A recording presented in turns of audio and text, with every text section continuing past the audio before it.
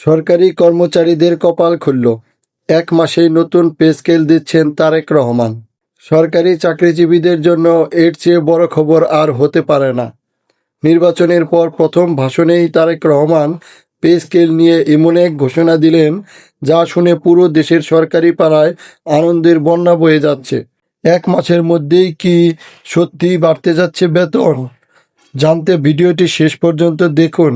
বিপুল ভোটে জয়ের পর সন্ধ্যায় দেয়া বিজয়ী ভাষণেই সরকারি কর্মকর্তা কর্মচারীদের জন্য বড় এক উপহারের কথা জানালেন তারেক রহমান। তিনি স্পষ্ট করে বলেছেন, গত ১০ বছর ধরে পে স্কেল আটকে রেখে কর্মচারীদের সাথে যে অন্যায় করা হয়েছে তার অবসান ঘটাতে তিনি বদ্ধপরিকর।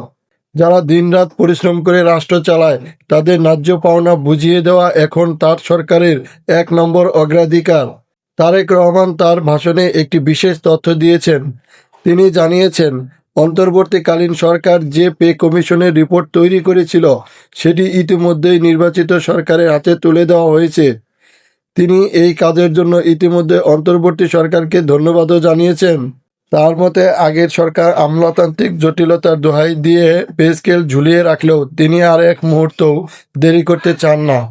সবচেয়ে উত্তেজনার খবর হলো, তিনি ঘোষণা করেছেন সরকার গঠনের পরপরই একটি বিশেষজ্ঞ কমিটি করে এই রিপোর্ট চূড়ান্ত করবে এবং ঠিক ১ মাসের মধ্যেই নতুন পে স্কেল কার্যকর করার চূড়ান্ত সিদ্ধান্ত নেওয়া হবে। তিনি আশ্বাস দিয়েছেন, এই নতুন কাঠামোতে বিশেষ করে নিম্ন ও মধ্যম স্তরের কর্মচারীদের উপর বেশি গুরুত্ব দেওয়া হবে, যাতে সাধারণ মানুষ এই দ্রব্যমূল্যের বাজারে শান্তিতে বাঁচতে পারে। তার এই ঘোষণা আসার পর থেকেই সরকারি পাড়ায় কর্মচারীদের মধ্যে মিষ্টি বিতরণের ধুম পড়েছে।